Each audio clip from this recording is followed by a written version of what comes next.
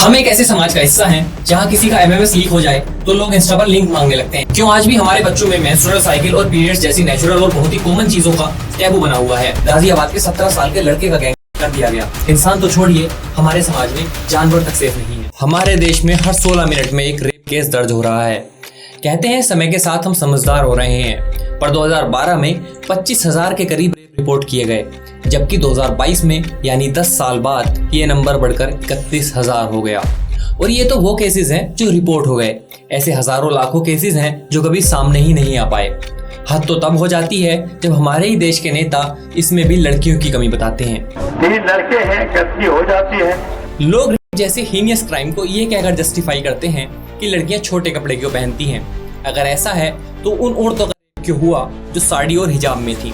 लोग कहते हैं लड़कियां मेकअप करती हैं, लिपस्टिक लगाती हैं, जो लड़कों को अट्रैक्ट करती है, पर उन 2-4 साल की बच्चियों ने कौन सा मेकअप किया था, कौन सी लिपस्टिक लगाई थी। जवान लड़कियों को रात में घर से बाहर नहीं जाना चाहिए, पर वो 87 साल की बुजुर्ग तो जवान की कैटेगरी में बिल्कुल नहीं आती, फिर भी उसका क्यों हो गया। क्यों एक भाई ने अपनी 9 साल की बहन का किया, क्यों एक बाप ने अपनी 10 साल की मासूम का किया, क्यों अगरतला के 24 साल के लड़के ने अपनी ही माँ का किया। सिर्फ महिलाएं ही नहीं, गाजियाबाद के 17 साल के लड़के का गैंग कर दिया गया। इंसान तो छोड़िए, हमारे समाज में जानवर तक सेफ नहीं है। पर ऐसा क्या रीजन है कि हमारे समाज का एक इंसान हमारे बीच रहते हुए एक दरिंदा बन जाता है। ऐसी क्या मेंटेलिटी है जो किसी के मन से कानून का, मौत का डर निकाल देती है। तो चलिए जानते हैं कि कैसे और क्यों कोई रेपिस्ट बन जाता है, और मेरा, आपका और इस समाज का इसमें कितना बड़ा रोल है। ये सब शुरू होता है बचपन से। स्टडीज बताती हैं कि जिन बच्चों के सामने घर में फिजिकल वायलेंस होता है, बाप उसकी माँ को मारता है, उस पर हुक्म चलाता है, जहाँ ये सिखाने की बजाय कि लड़का और लड़की इक्वल हैं, ये सिखाया जाता है और बल्कि उसे दिखाया जाता है कि औरतों पर हुक्म चलाना आदमी का अधिकार है। उस बच्चे के लिए डोमेस्टिक वायलेंस एक आम बात बनने लगती है। उसके दिमाग में इनडायरेक्टली ये डाला जाता है कि आदमी तो औरत को डोमिनेट करने के लिए ही बने हैं। 2015-16 में कराए गए नेशनल फैमिली हेल्थ सर्वे 4 में सामने आया कि सर्वे की गई 7,25,000 के करीब महिलाओं में से 30% ऐसी थी जिन्होंने 15 साल की उम्र तक कभी न कभी फिजिकल वायलेंस एक्सपीरियंस किया। बचपन से लड़के को सिखाया जाता है कि लड़के ना तो रोते हैं, लड़के नहीं रोते।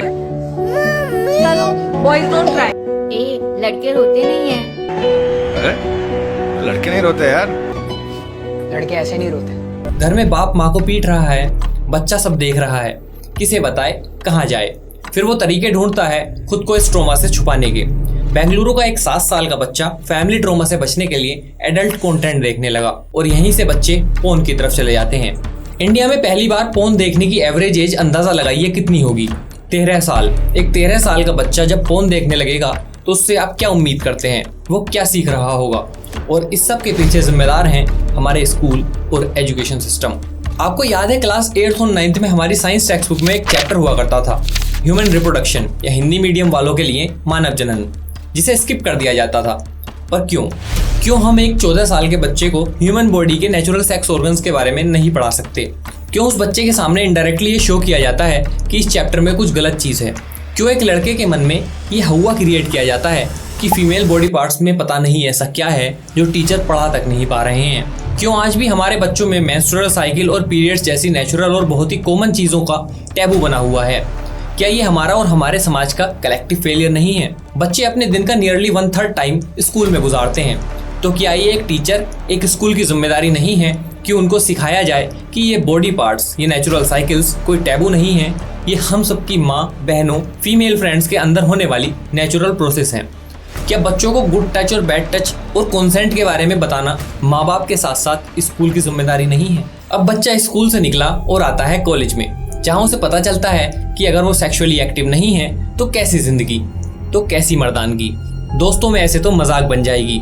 तो पीयर प्रेशर में ये तो बताया जाता है कि गर्लफ्रेंड होना जरूरी है, पर ये कौन बताएगा कि उससे भी ज्यादा जरूरी है लड़की का कंसेंट। करना और रेपिस्ट होना एक क्राइम के साथ साथ एक साइकोलॉजी से भी जुड़ा है।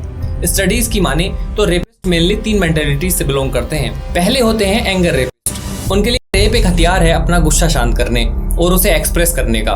फिर आते हैं पावर असर्टिव, इनके रेप करने का रीजन होता है लड़कियों पर खुद का डोमिनेंस साबित करना, उन्हें दिखाना कि वो उससे कमजोर हैं, दुर्बल हैं। थर्ड होते हैं सैडिस्ट, जिन्हें सामने वाले विक्टिम को दर्द में देखकर खुशी मिलती है, और रेप उनके हिसाब से बेस्ट वे है तकलीफ देने का। एक स्टडी में बताया गया कि रेपिस्ट के मन में महिलाओं के लिए ना तो कोई दर्द होता है, बल्कि उन्हें डोमिनेट करने की अर्ज और गुस्सा भरा होता है। पर ये तो वो केसेस थे जो रिपोर्ट हो गए, न जाने कितने ही केसेस रिपोर्ट ही नहीं होते। इस वजह से कि दुनिया और समाज क्या कहेंगी, क्योंकि एट द एंड ब्लेम तो लड़की पर ही लगा दिया जाएगा कि उसके कपड़े ऐसे थे, उसकी बातचीत ऐसी थी, उसने ही सिग्नल दिया। हम हमारी बच्चियों को एश्योरेंस दिलाने में फेल हो गए हैं कि अगर उसके साथ कुछ ऐसा हुआ तो गलती उनकी नहीं होगी, बल्कि गुनहगार तो आरोपी होगा। पर हम ब्लेम करते हैं अपनी बच्चियों को। ठीक वैसे ही जैसे कल आपके घर में चोरी हो जाए और चोर को गलत कहने की बजाय आपकी गलती बता दें कि साहब अगर पैसा कमाओगे तो चोर तो चोरी करेगा ही। इस डर की वजह से ना जाने कितनी ही लड़कियां बिना बताए सब सहती रहती हैं। हरियाणा के जिंद में एक 16 साल की लड़की ने गैंगरेप के बाद सुसाइड कर लिया। 24 जुलाई 2024 को यूपी के कन्नौज में 17 साल की एक लड़की का गैंगरेप हुआ, जिस वजह से उसने सुसाइड कर लिया। कई बार इज्जत का एक्सक्यूज देकर लड़की की खुद की फैमिली उसे मार देती है। 2020 में ऑनर किलिंग के ऐसे 25 केसेस और 2021 में 33 केसेस सामने आए। 2008 में आई UNHRC की रिपोर्ट में सामने आया कि लड़कियों और महिलाओं को आजकल वार जोन्स में भी आर्मियां टारगेट करती हैं, उनके साथ सेक्सुअल वायलेंस करती हैं ताकि सिविलियंस में डर बैठाया जा सके। पर डर तो रेपिस्ट को होना चाहिए, लेकिन उनको तो कोई डर नहीं है। सीनियर लॉयर रेबेका बताती हैं कि most of the times rapist believe करते हैं कि वो बच जाएंगे। क्यों, वो आपको वीडियो में आगे पता चलेगा। इस चीज को समझने के लिए हमें इंडिया के कानून में यूज होने वाली रेप की डेफिनेशन को समझना जरूरी है। इंडिया में रेप तब माना जाता है जब किसी महिला के साथ सेक्सुअल इंटरकोर्स किया जाए और वो उसकी मर्जी के बिल्कुल खिलाफ हो, बिना उसकी साफ साफ रजामंदी के हो। उसकी रजामंदी तो हो, लेकिन जब ये रजामंदी उसे या उसके किसी अपने को मौत या चोट का डर दिखाकर दी गई हो, या जब वो समझने की हालत में नहीं हो, चाहे वो होश में ना हो या नशे में हो, या उसे कोई ऐसा नशा या चीज दी गई हो जो उसके सोचने समझने की शक्ति को नुकसान पहुंचाए, या जब वो अपनी रजामंदी जताने या ना कर पाने में बिल्कुल ही असमर्थ हो, या अगर उसकी उम्र 18 साल से कम हो, तो रजामंदी हो या ना हो, कोई भी सेक्सुअल इंटरकोर्स क्राइम में ही गिना जाएगा। और अगर ऐसा होता है तो एक्यूज को मिनिमम 10 साल की जेल और मैक्सिमम उम्र कैद तक हो सकती है। और अगर विक्टिम 12 साल से छोटी है तो फांसी की सजा भी हो सकती है। और सिर्फ लड़कियों का नहीं हो रहा, गाजियाबाद के मोदी नगर में 17 साल के एक लड़के का 5 आदमियों ने मिलकर रेप कर दिया। इंसिया दारीवाला ने 160 पुरुषों पर एक ऑनलाइन सर्वे किया, जिसमें सामने आया कि इनमें से 71% लोग कभी न कभी बचपन में सेक्सुअली अब्यूज हुए हैं। पर क्योंकि लड़कों को मजबूत बनना सिखाया जाता है, इसी स्ट्रॉन्गनेस को दिमाग में रखकर या गिल्ट की वजह से वो कभी किसी से कुछ कह नहीं पाते। और ऐसा ही अकेला केस नहीं है, बल्कि लाखों और होंगे, पर ये केसेस कभी रिपोर्ट ही नहीं हुए। पता है क्यों? क्योंकि इंडिया का कानून मैन रेप को मानता ही नहीं है। उनके हिसाब से मेंस का या पुरुषों का कभी रेप हो ही नहीं सकता। इंडिया के कानून में रेप की परिभाषा है कि जब किसी महिला के साथ सेक्सुअल इंटरकोर्स होगा। ध्यान दीजिए, महिला के साथ। अगर हम स्कॉटलैंड और यूके का कानून देखें तो वहाँ साफ साफ लिखा है कि जब किसी पर्सन के साथ सेक्सुअल इंटरकोर्स किया जाए बिना उसकी मर्जी के, फिर चाहे वो आदमी हो या औरत। इंडिया में एक पोस्को एक्ट तो है जहाँ 16 साल से छोटे लड़कों को प्रोटेक्शन मिलती है, और 16 साल से बड़े लड़कों और पुरुषों का क्या। 172वें लॉ कमीशन ने यह बात रिकमेंड की थी कि रेप लॉज जेंडर न्यूट्रल होने चाहिए। 2017 में एडवोकेट संजीव कुमार ने दिल्ली हाई कोर्ट में एक PIL डाली जो कहती है कि कई बार आदमी भी महिलाओं के किए कृत्यों का शिकार बन जाते हैं, और जेंडर न्यूट्रल लॉज ना होने की वजह से न जाने कितने लोगों को आज भी जस्टिस नहीं मिला है। पर ये तो रेप का एक पहलू था जिसमें शिकार लड़कियां भी बनी और लड़के भी। पर फिर भी लोगों में कानून का ना तो कोई डर है और ना उन्हें कोई शिकवा। इसके कुछ रीजंस हैं। सबसे पहले है हमारा जस्टिस सिस्टम। हजारों लाखों केसेस पेंडिंग पड़े रहते हैं, आरोपी बेल पर घूमते रहते हैं। पर ये अकेला रीजन नहीं है। कई बार के पॉलिटिकल इन्फ्लुएंस की वजह से केसेस फाइल्स तक ही दबे रह जाते हैं, जो कि देखने को मिला उन्नाव केस में, अंकिता भंडारी मर्डर केस में, जहां लड़की का रेप करके वो जिस होटल में काम करती थी उस होटल को ही जला दिया गया ताकि इसे एक्सीडेंट का नाम दिया जा सके। या रवन्ना सेक्स स्कैंडल में, जहां 2000 से ज्यादा लड़कियों के साथ इतने सालों तक सेक्सुअल असॉल्ट होता रहा पर कोई कुछ कर नहीं पाया। देश की महिला रेसलर्स ने धरना दिया, पुलिस के लाठी डंडे खाए कि बृजभूषण सिंह ने उनके साथ और बाकी लड़कियों के साथ गलत किया है, और बदले में हमने क्या किया, उसके ही बेटे को मेंबर ऑफ पार्लियामेंट बना दिया। इसी के साथ मैं आपको रेप के एक दूसरे पहलू से भी अवगत कराना चाहता हूँ। इन लड़कियों के साथ हो रहे रेप केसेस का एक बहुत बड़ा रीजन है फेक रेप केसेस। एक तरफ जहाँ देश रेप से परेशान है, वहीं दूसरी तरफ कुछ लड़कियां इसका यूज पैसों के लिए, पर्सनल दुश्मनी निकालने के लिए करती हैं। जिस वजह से जो असल में विक्टिम है, जिसके साथ सच में ऐसा कुछ हो गया है, उसे जस्टिस नहीं मिल पाता। उसका केस दब के रह जाता है और जिस पर ये झूठे चार्जेस लगाए जाते हैं उसकी ना तो समाज में कोई इज्जत बचती है, न रोजगार। न्यूज़पेपर्स और न्यूज़ चैनल सब मिलकर उसे साबित कर देते हैं, पर जब वो कोर्ट में साबित कर देता है कि वो दोषी नहीं है, तब इस बात को बहुत ही कम कवरेज मिलती है, क्योंकि इस खबर में अब कोई मसाला नहीं बचा। विष्णु तिवारी को साल 2001 में अपनी पड़ोसी महिला का रेप करने और पीटने के जुर्म में जेल हो गई। 20 साल बाद यानी 2021 में उन्हें यह कहकर हाई कोर्ट ने बाइज्जत बरी कर दिया कि उस औरत के लगाए गए आरोप झूठे थे। पर इन 20 सालों में विष्णु के माँ बाप गुजर गए, 2 भाई गुजर गए। विष्णु बताते हैं कि ये झगड़ा ज़मीन को लेकर था। मैंने तो आज तक उस औरत से बात तक नहीं की। उन्हें बस पैसे चाहिए थे, इसलिए उन्होंने हरिजन एक्ट लगाए और बाद में रेप केस लगाकर मुझे अंदर डलवा दिया। मैंने 20 साल जेल में गुजार दिए, अपनी आधी से ज़्यादा लाइफ खराब कर ली।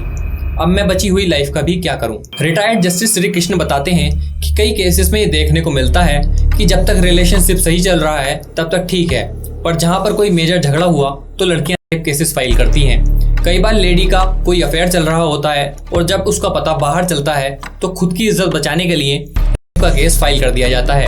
यहाँ पर हमें समझने की जरूरत है कि इज्जत औरत की हो या आदमी की, दोनों ही इक्वल हैं। 30 अगस्त 2024 को कर्नाटक हाई कोर्ट ने एक महिला को फटकार लगाई। इस महिला ने पिछले कुछ सालों में 10 क्रिमिनल केसेस फाइल किए, वो भी अलग अलग आदमियों के खिलाफ, जिसमें से 5 रेप केसेस थे। पर अब कोर्ट में पेश नहीं होने के कारण कोर्ट ने इसको फटकार लगाई है। बरेली डिस्ट्रिक्ट कोर्ट ने एक लेडी को झूठे रेप केस में 4.5 साल की सजा और 5.5 लाख तक का फाइन लगाया, क्योंकि उसके केस की वजह से अजय नाम के व्यक्ति को 4.5 साल जेल काटनी पड़ी, जिस वजह से ना तो उसकी नौकरी बची और उसकी इज्जत सब चली गई। इंडियन सन्स एक ऐसी मूवी है जो इस चीज़ पर बेस्ड है कि कैसे फेक रेप केसेस किसी आदमी की जिंदगी को पूरी तरह से तबाह कर देते हैं। हम एक ऐसे समाज का हिस्सा हैं जहां किसी का MMS लीक हो जाए तो लोग इंस्टा पर लिंक मांगने लगते हैं, उसके नाम के पेजेस बना दिए जाते हैं। पर लिंक मांगने से पहले कोई ये बात सोचने को तैयार नहीं है कि अगर उस लड़की की जगह आपका कोई अपना होता तो क्या आपका यही रवैया होता। सोशल मीडिया पर एक्टिव रहने के चक्कर में हमने असल ज़िंदगी में सोशल कैसे रहना है ये भुला दिया है। फेसबुक पर 3000 फ्रेंड्स तो हैं, पर असल ज़िंदगी में समझाने वाला कोई नहीं है। इंस्टाग्राम पर शो ऑफ करने पर लाइक तो ले लेते हैं, पर दिमाग में चल रहे थॉट्स के बारे में डिस्कस करने को कोई पास नहीं है। हम हार गए हैं उस लड़की या लड़के को ये यकीन दिलाने में कि उसके में गलती उसकी नहीं बल्कि करने वाले की है। उसके कपड़े या मेकअप नहीं बल्कि बलात्कारी की मानसिकता खराब है। प्रोटेस्ट अपनी जगह सही है, पर जो जड़ है जब तक उस पर बात नहीं होगी उस पर काम नहीं होगा। न जाने कितनी ही निर्भया, कितनी ही डॉक्टर्स, नर्सेज, बच्चे इसका शिकार बनते रहेंगे। याद रखिएगा, ये सब घर से ही शुरू होकर घर पर ही खत्म होता है। जल्दी मिलेंगे एक नए मुद्दे के साथ, तब तक के लिए जय हिंद, जय भारत।